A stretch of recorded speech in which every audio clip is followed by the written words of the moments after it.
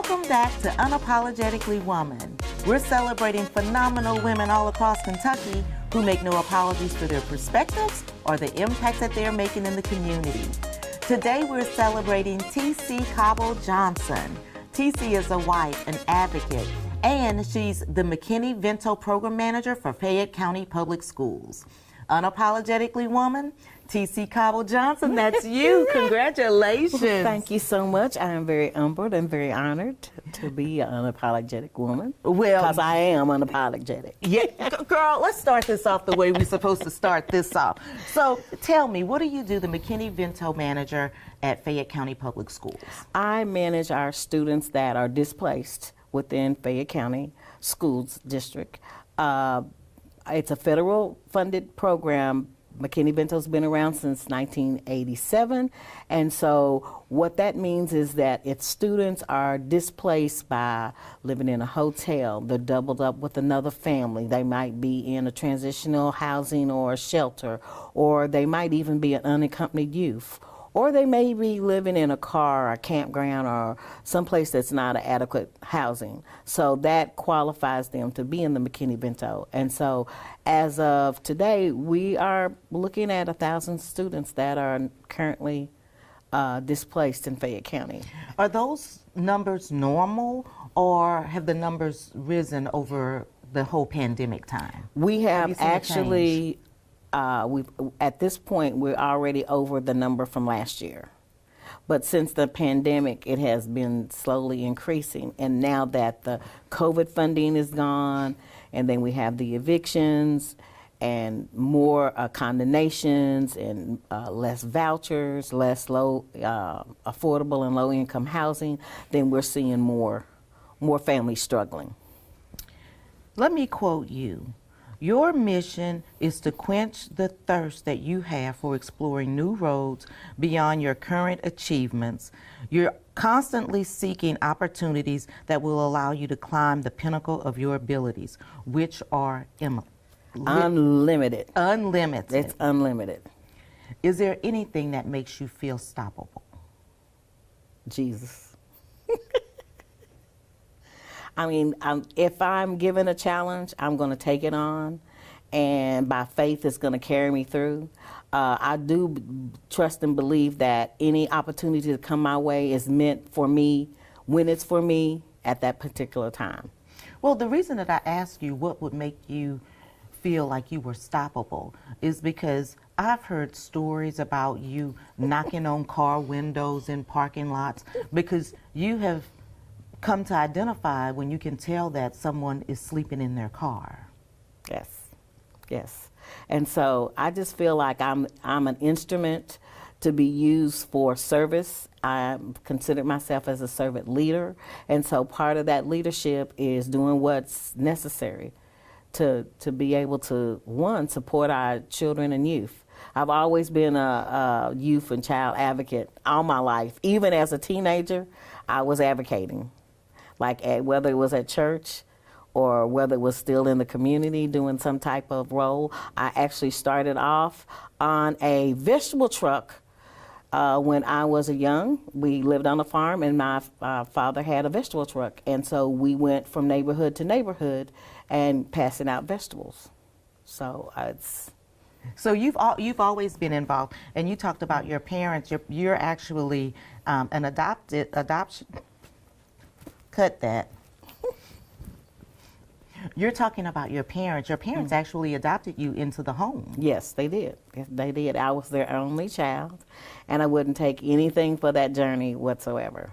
How old were you when they adopted you? 3 days. 3 days old. You want to share the circumstances of that? Actually, I'm the fourth out of 9 children. I know who my siblings are. I know who my biological parents are. However, my parents, that's another God thing. I totally believe that was supposed to happen at that particular time because Epps and Carrie, they loved me unconditionally.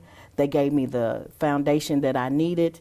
They always pushed education. Actually, I came up during the civil rights era, and so my mother was, I call her the trailblazer, because doing the civil rights movement, we went downtown to to the Woolworths, and we sit at the counter.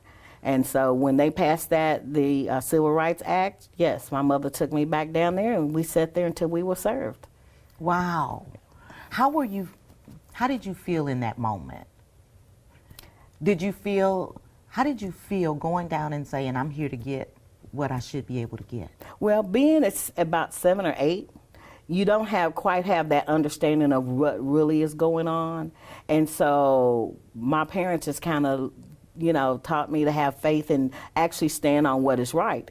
And so I remember going there, and I remember us sitting at the bar and at the counter, and because back then, black folks had to sit in the deacon side where the high deacon benches were. But after the Civil Rights Act was passed, you could now sit at the counter. So my mom and I sat at the counter. And I remember saying to her, well, Mom, why are they waiting on them and not us? We've been sitting here. And she would just say, just they're going to wait on us. And finally, it took them about an hour. But she was determined that she was not moving. She was not moving. And she was teaching you a lesson. Yes. Yes. I learned a lot. I call my dad, he was the philosopher. So because he instilled a whole lot of principles and values, very strong values. Your dad said, don't come to me with any excuses. Yeah, none. There was none. There was absolutely none. In fact, when I started school, I could do my timetables up to 13. And he had a 3rd grade education, and my mother had a 6th grade education. And so you were the first one in your family to graduate from high school? Yes, ma'am. How proud were they?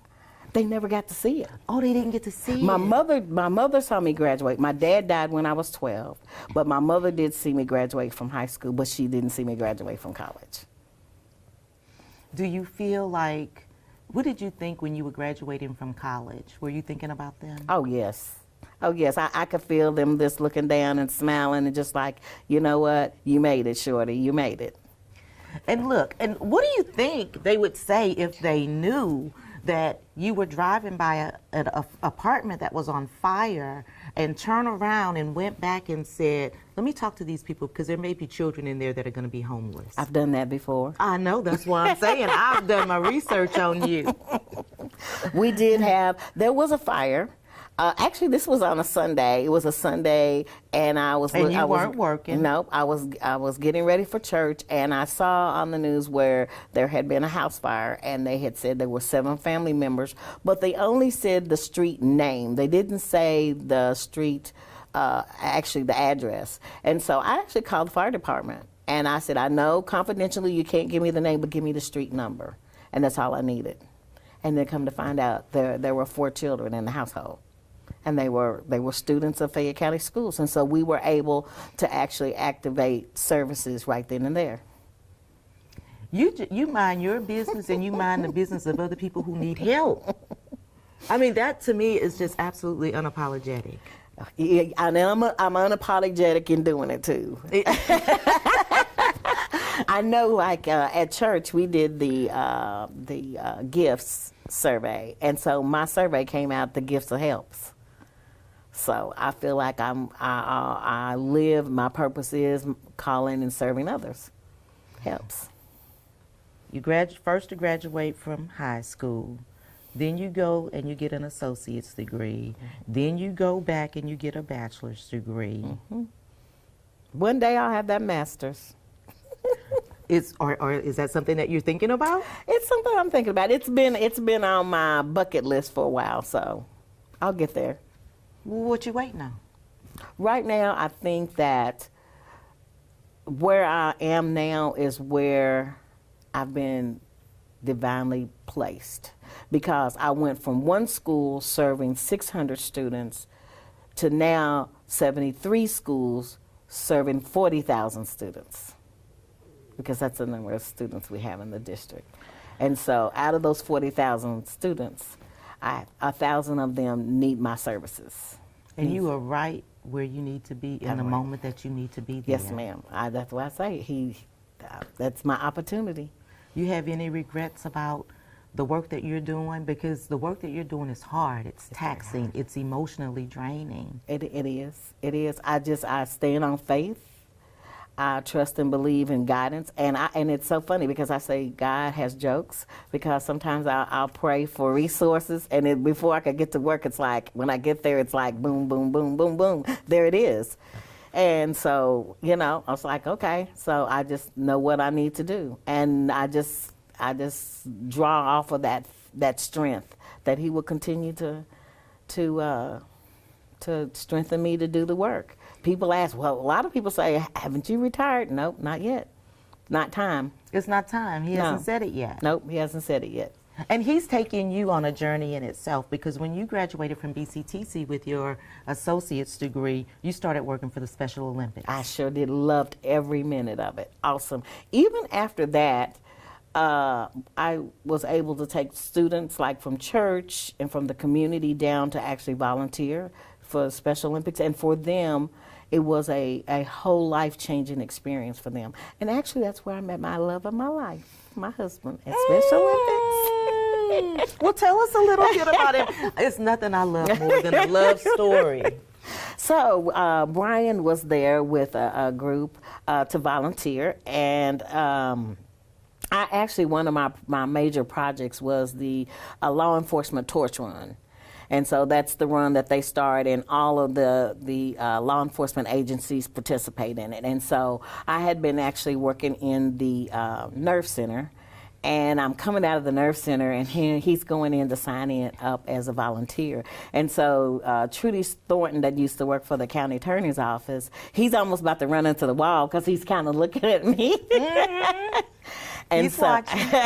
And so she's like, she'll be at the Duncan booth at 11:30. So at 11 o'clock, he was at the Duncan booth. So thank goodness for the Special Olympics to bring love together. Yeah, they did. And so we did. He was in London, Kentucky, and then he moved to Richmond. And then we did long distance for a while. So. And then you made it official. And then it took him a while. It took him a while? Yeah, it took him a while, because being divorcee and being a survivor of domestic violence, I was a little bit more reserved. Mm-hmm. And you had to pass the test. That's right. That's right. Yeah, you had to pass the test. But we had a lot in common.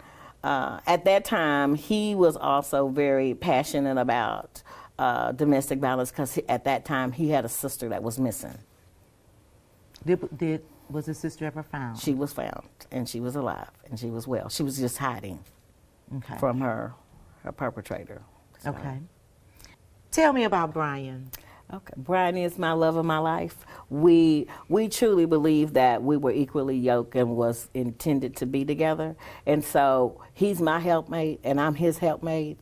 And so he is very strong in the ministry. And so I just love him to death. And then he just we're opposite though. He's an introvert, and I'm all over the place. Uh-huh. And so he's always there to support me in whatever I do. And so I love him to death. I'm going to switch gears. Okay. Tell me about Fly Girls. Oh, my gosh. That is my birth child. Mm-hmm. Fly Girls, I started working for Fayette County Public Schools in '96 as in a transitional program, which these were students that were at risk. And so it was kind of a pilot project that Dave Shepard, the principal, was doing.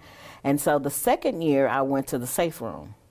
And so one of the things that I started noticing back then, that our girls were starting to exhibit more risky and deviant behaviors. And I was starting to see them more in safe.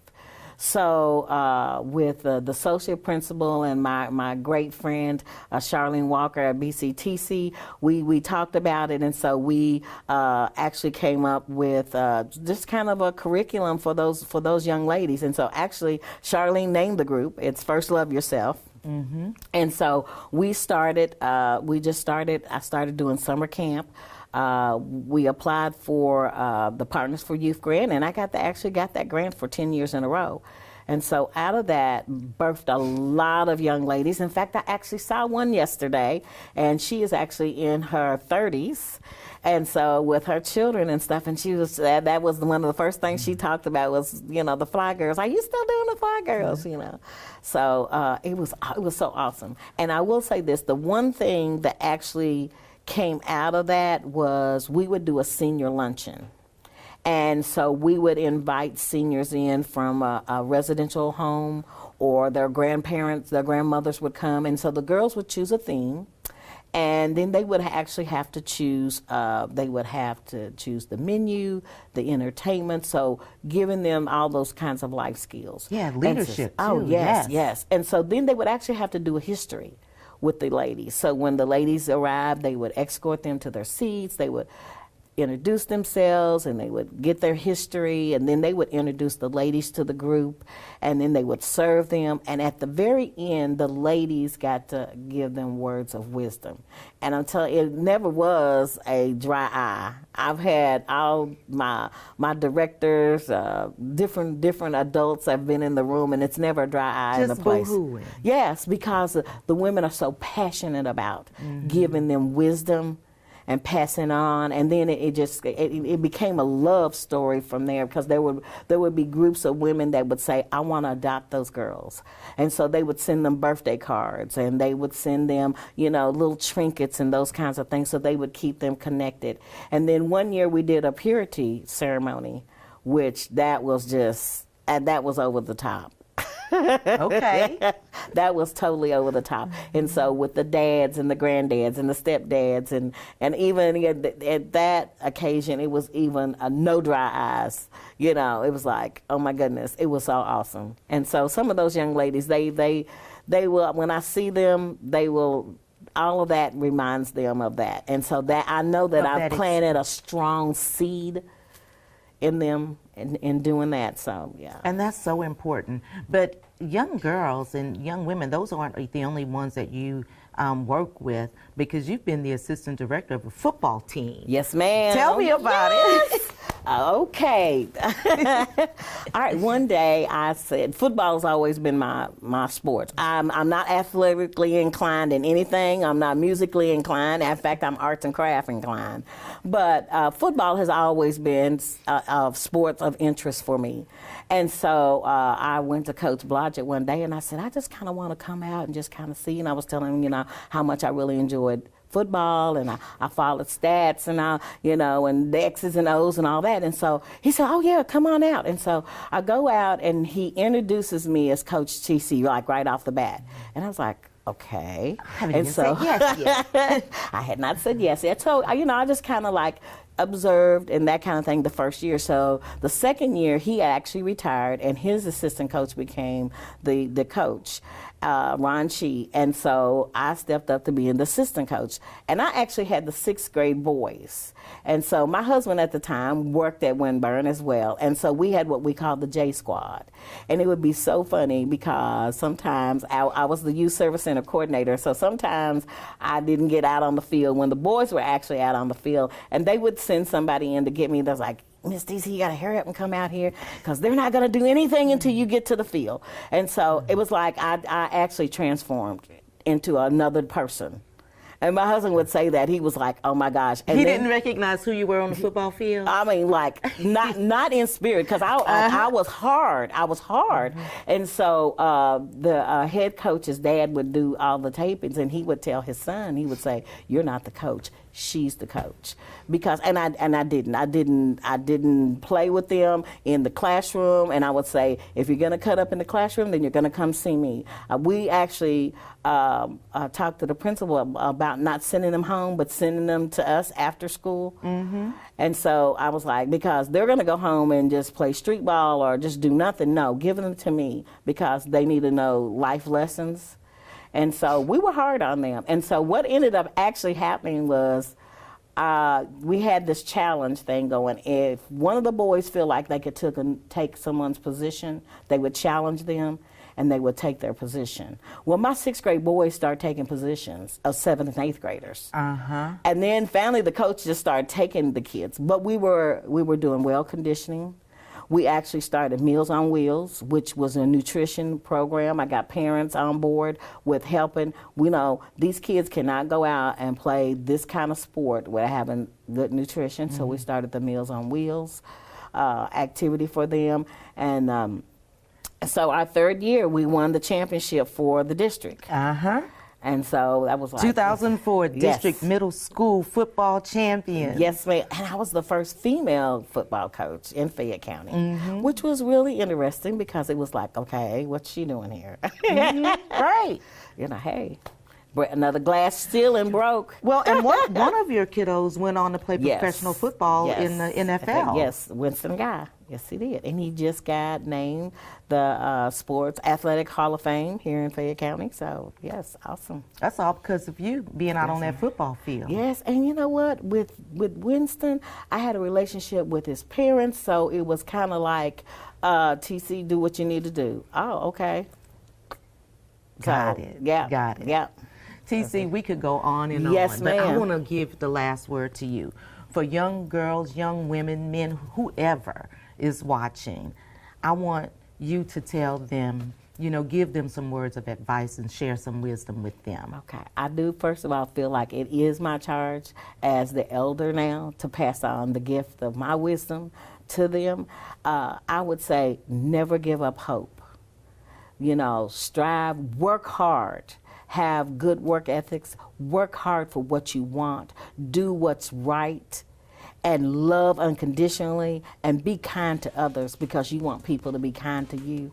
So but never give up hope and have faith that you can do it, because you can always climb to the ultimate height of your ability, unapologetically. Look, there's nothing else for me to say.